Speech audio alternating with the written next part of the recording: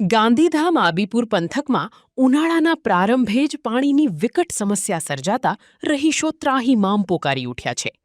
આદિપુરની 2B જનતા કોલોનીમાં છેલ્લા એક સપ્તાહથી પાણી પુરવઠો સાવ ખોરવાઈ જતા આજે રોષે ભરાયેલી મહિલાઓનો મોરચો મુખ્ય પાણીના ટાંકા પાસે પહોંચ્યો હતો. મહિલાઓએ આક્રોશ વ્યક્ત કરતા જણાવ્યું કે નિયમિત ઘરવેરો અને પાણીવેરો ભરવા છતાં તેમને ટીપા પાણી માટે વલખા મારવા પડી રહ્યા છે. ચૂંટણી સમયે મોટા વાયદા કરનારા નેતાઓ અત્યારે મુશ્કેલીના સમયે ગાયબ હોવાના આક્ષેપ સાથે તંત્ર વિરુદ્ધ સૂત્રોચ્ચાર કરવામાં આવ્યા હતા. કર્મચારીઓ દ્વારા કોઈ સંતોષકારક જવાબ ન મળતા મહિલાઓએ પાલિકાના વહીવટ સામે ગંભીર સવાલો ઉઠાવ્યા છે. જો સત્વરે પાણીની સમસ્યા હલ નહીં થાય તો આગામી દિવસોમાં આંદોલન વધુ તેજ કરવાની ચીમકી ઉચ્ચારાઈ છે. નમસ્કાર દર્શક મિત્રો, હું ભારતી માખીજાણી અને આપનું પૂર્વગત મીડિયામાં સ્વાગત છે. તો આજે અમે આવ્યા છીએ નાયબ મ્યુનિસિપલ કમિશનર પાસે, કારણ કે જનતાની અવારનવાર ફરિયાદો અમારી પાસે આવતી હોય છે. જોવા જઈએ તો જનતાના મનમાં હમણાં બે જ ફરિયાદ છે.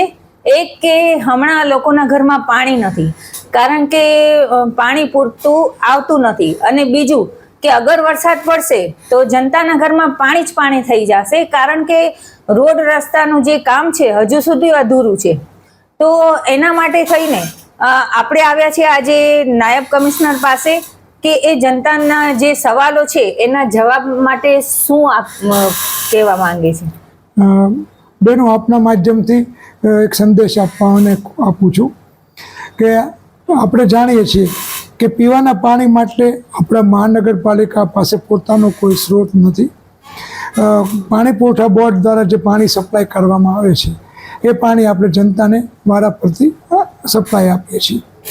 છેલ્લા 1.5-2 મહિનાથી ઉપરના લેવલે જે પાણીનો સપ્લાયનો જથ્થો છે એ ખૂબ જ અનિયમિત થાય છે. વિવિધ કારણો છે, એમાં પણ ક્યાંક લાઇન તૂટી જાય છે, ક્યાંક મેન્ટેનન્સ હોય છે, ક્યાંક આ લોકોનું જે PGVCLનું જે શટડાઉન હોય છે. આવા વિવિધ કારણોસર અવારનવાર પાણીના સપ્લાયમાં ભંગાણ પડે છે, અને જેને કારણે આપણે એક દિવસ જ્યાં તકલીફ પડે એટલે એને રિકવર કરતાં આપણને 3 થી 4 દિવસ થાય બેન. એટલે આપણા જે શેડ્યુલ આવતા હોય એ શેડ્યુલ બધા ખોરવાઈ જાય છે. અને પાણીનો જથ્થો પણ પાછો શેડ્યુલ તો ખોરવાય છે, પણ પાણીનો જથ્થો પણ પૂરતા પ્રમાણમાં આપણને મળતો નથી, જેના કારણે સર આદિપુર અને ગાંધીધામના અમુક વિસ્તારોમાં મુશ્કેલી પડે છે. બીજું, જે આપણી કાર્ગો વિસ્તાર છે, હાઉસિંગ બોર્ડ, ઝુંપડપટ્ટી વિસ્તાર, જ્યાં પાણી પુરવઠા બોર્ડ પોતાની લાઇન દ્વારા ડાયરેક્ટ સપ્લાય આપે છે, એટલે એ લોકોને પણ આ જ પ્રશ્ન નડે છે. જથ્થો નથી હોતો, પ્રેશર ઓછું આવે છે, છેક સુધી પાણી પહોંચતું નથી. એટલે આ માટે આપણા મેયરશ્રી, ડેપ્યુટી મેયરશ્રી, ચેરમેનશ્રી, ધારાસભ્યશ્રી, કમિશનરશ્રી બધા આ માટે સતત પ્રયત્નશીલ છે અને પૂર્વવત થાય. પણ આ વસ્તુ એવી છે બેન કે જ્યાં સુધી જુદા જુદા ટેકનિકલ કારણો ઊભા થઈ જાય અને આપણો જથ્થો ડિસ્ટર્બ થાય છે, એને લીધે પ્રશ્ન થાય છે. બાકી આપણે જેવો પાણીનો જેટલું સ્ટોરેજ થાય છે એટલું પાણી આપણે નિયમિત વિતરણ કરીએ છીએ. એટલે આ જો નિયમિત ઉપરથી જથ્થો થાય તો આપણે બહુ પ્રશ્ન થાય એવું નથી, અને માટે પ્રયત્ન ચાલુ જ છે. બને એટલું જલ્દી આપણે પ્રયત્ન કરીએ છીએ. તો સાહેબ, જનતાના મનમાં ક્યાંક ને ક્યાંક એવો પણ સવાલ છે કે જે સંબંધિત એરિયામાં જે સંબંધિત કર્મચારીઓ છે, તો પાણી જ્યારે વિતરણ નથી થતું ત્યારે એ લોકો ફોન ઉપાડવાના બંધ કરી દે છે, સ્વિચ ઓફ ફોન આવે છે, અને પછી કોલબેક નથી આવતું, અને પાણી ક્યારે આવશે એ જનતાને કોઈ જાતની ખબર જ નથી હોતી. અને એમ પણ કહેવું છે કે જ્યારે ચૂંટણી હતી ત્યારે પાણીની મોટી મોટી વાતો કરવામાં આવતી હતી, અને હવે ચૂંટણી પૂરી થઈ ગયા પછી કોઈ કોર્પોરેટર ત્યાં જ્યાં જનતાને જ્યાં તકલીફ છે ત્યાં ડોકાતું પણ નથી. તો એના વિશે આપ શું કહેશો? જો બેન, ચૂંટણી હતી એ એપ્રિલ મહિનામાં હતી, ત્યાં સુધી તમે જુઓ તો પાણીની ડિમાન્ડ પણ ઓછી હોય. ચોમાસા અને શિયાળામાં સપ્લાય ઓછી હોય. પછી ગરમીની સિઝન વધે એટલે પાણીની ડિમાન્ડ વધે એટલે થોડીક, અને જથ્થામાં જે મેં અગાઉ વર્ણન કર્યું એ પ્રમાણે વારંવાર ડિસ્ટર્બન્સ થાય છે. એટલે ત્યારે પાણી નિયમિત મળતું તેવું લોકોને લાગે કે અત્યારે નથી મળતું, પણ એના મૂળ કારણ છે. એવું નથી ચૂંટણી એટલે પાણી આપતા હતા હવે ન આપવું. અમારે તો બધા સરખા હોય છે. અને પાણી, બીજું કે કર્મચારીઓ જે વાલબેન કક્ષાના છે એ લોકો બિચારા શું કરે, તમે નહીં માનો બેન કે અમુક મારે નામ નથી આપવું, જે હશે સમજી જશે આપના માધ્યમ દ્વારા, કે લોકો વાલમેન ઉપર હલ્લાબોલ કરે છે ટાંકાઓ ઉપર જઈને, તો પછી વાલમેન છે એ આખરે વર્ગચરના કર્મચારી છે, એના કંટ્રોલમાં પાણી આપવું કે ન આપવું એના કંટ્રોલમાંથી, તો જેટલું આવે છે એટલું આપે છે. એટલે લોકોનો સીધો ટાર્ગેટ નાના માણસો કર્મચારીઓ બાકી ડાયરેક્ટ સંકળાયેલા છે. ભાઈ કેવોનો કોઈ દેશભાવ નથી, અમે વારંવાર સૂચના આપીએ છીએ, પણ આવું થાય એટલે સ્વાભાવિક છે કે ભાઈ સૌ પોતાની સલામતી જોવે ને બેન, એટલા પ્રશ્નો ઊભો થાય. બાકી એ પણ એક આપણે જે નાગરિક છે એને પણ ભારત સરકારના બંધારણ પ્રમાણે અમુક હક મળેલા છે, તો બધું ના જળવાય તો માણસ કંટાળે. પ્રશ્ન ટેકનિકલ અને ઉપરના લેવલનો હોય છે અને હેરાન નાના માણસો. અહીંયા પણ તમે જુઓ છો કે બધી રજૂઆત છે, વારંવાર દવાના રોજના 2 થી 3 વિસ્તારના બહેનો બધા આવે, કારણ કે એને ખબર નથી હોતી. સમજાવીએ છીએ, સારા છે સમજે, પણ આ પ્રશ્ન ઊભો થાય. છતાં અમે એવું પરિવાર કોર્ડિનેટ કરશું કે ભાઈ ફોન ઉપર મેં કીધું પ્રશ્ન આ છે કે એ પોતે કંટાળી જતા હોય કે એના હાથમાં નથી આને જવાબ શું આપવા. અને અમુક પબ્લિકે મેં તમને કીધું સમજ્યા વગર આવું કરે છે. બાકી કોઈ 365 દિવસમાંથી 200, 250, 300 દિવસ પાણી આપીએ તો 1-2 મહિનામાં તમે થોડા કંઈ ડિસ્ટર્બ કરવા રાજી હોય. કોઈનો હેતુ પણ, કારણ કે એ લોકોની શાંતિ અમારી શાંતિ હોય ને. અને બીજું કે સાહેબ, જ્યારે પાણી નથી આવતું કે સમજો કે બુધવારે પાણીનો વારો છે તો મંગળવારે જનતાને જાણ કરવામાં પણ નથી આવતી કે કાલે પાણી નહીં આવે, અને અગર પાણી આવી જાય છે તો પણ એ એરિયામાં એનાઉન્સમેન્ટ નથી થતું કે પાણી ચાલુ થઈ ગયું છે. તો એ વિશે આપ, જનતાનો આ સવાલ છે તો એ વિશે આપ શું કહેશો? એનું કારણ એવું છે કે દાખલા કે બુધવારે જેનો વારો છે તો આપ એમ કહો છો કે મંગળવાર, પણ આપણને જે ખાસ કરીને આદિપુર વિસ્તારમાં એમાં છે આપણને સાંજે સપ્લાય ચાલુ થાય. સિટી વિસ્તારમાં છે પાણી પુરવઠા બોર્ડ, આપણે વીડીના બોર અને નર્મદા, એ બંનેનું મિક્સ પાણી આપણને સાંજે લગભગ ખબર છે ત્યાં સુધી કે 6 વાગ્યા પછી આપણા ટાંકામાં પાણી આપવાનું શરૂ કરે છે.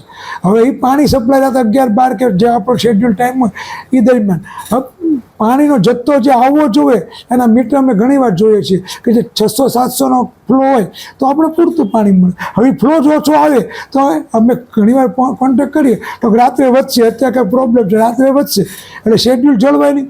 હવે આપણે સવારે સપ્લાય સવારે શરૂ કરવાનું હોય તો આગલે દિવસે આપણે કઈ રીતે મેનેજ કરી શકીએ? તકલીફ ત્યાં છે. અને પછી બીજા દિવસે વારો પહેલો રહીએ ત્યારે આ લોકોને હું છતાં હું એવું વ્યવસ્થા ગોઠવું, પાણી શરૂ કરતાં પહેલાં 1-2 કલાકે કહું છું એનાઉન્સ વ્યવસ્થા ગોઠવાય તો હું મોનિટરિંગ પ્રયત્ન કરું છું. પણ પ્રશ્ન આ છે કે અમારી પાસે જથ્થાનો નિયમિત સમય નથી. આજે નર્મદા બંધ છે તો નર્મદા બંધ છે અમને સવારે ખબર પડી. મેં જ્યારે પાણી સાહેબને કીધું સાહેબ નર્મદા બંધ છે ને એટલે ઓછું, એટલે આવું થોડુંક કોમ્યુનિકેશન ઉપલા લેવલે ઓછું થાય તો પ્રશ્ન હલ થાય. છતાં આપણી માટે એક સિસ્ટમ ગોઠવીએ છીએ કે જેથી લોકોને જાણ થઈ જાય. તો સાહેબ, આ તો પાણીનો પ્રશ્ન.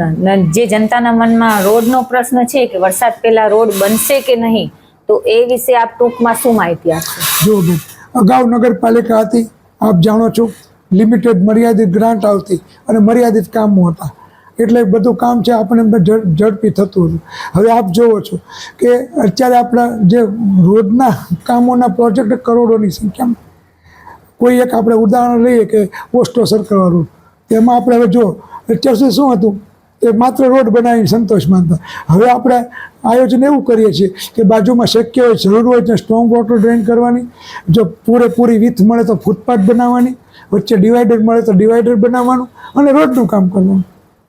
એટલે જે એના લીધે શું થાય કે બધા કામ કોન્ટ્રાક્ટરને આપ્યા હોય એટલે એ ક્રમશઃ કામ થતું. બીજું કે અગાઉ આપણે જે દબાણોને લીધે રસ્તાની પહોળાઈ ઓછી હતી, એટલે હવે રસ્તાની પહોળાઈ વધે એટલે ખોદકામ કરીએ તો ઘણી જગ્યાએ, ઘણી મોટી ભાગે જગ્યાએ નીચે યુટિલિટી આવી જાય કે ભાઈ વીજ પોલ ખસેડવાના કામ હોય, નીચે પાણીની લાઈન જતી હોય તો એ ખસેડવી પડે. તો આવા કામ થાય એટલે કામ જે આપણે જે સમય મર્યાદા ધાર્યું હોય એ પૂરું ના થાય એટલે વિલંબ થાય છે.